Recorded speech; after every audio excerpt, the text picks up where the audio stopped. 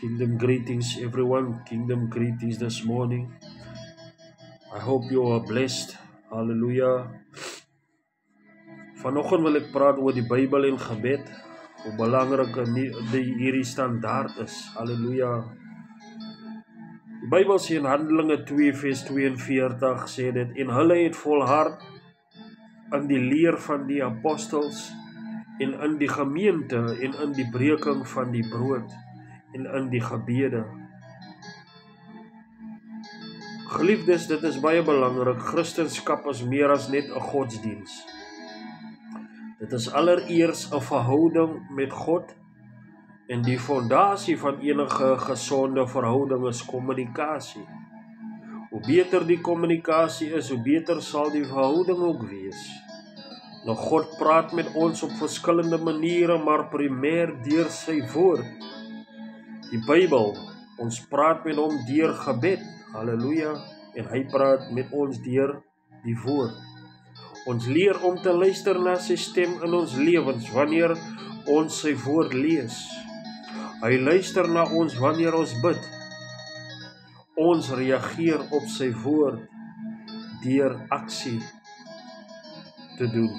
Hy reageer op ons gebede deur aksies. Nou, die Bybel is die ingespireerde, geskrewe woord van God. Dit is meer as net 'n klomp stories, gedigte en briewe.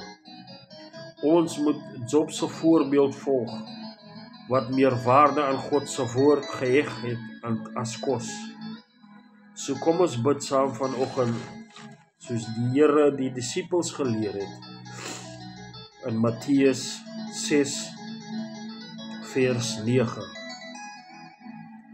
Our Father in heaven, hallowed be your name.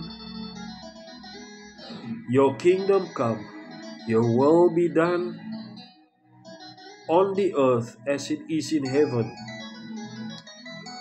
Father, give us today our daily bread,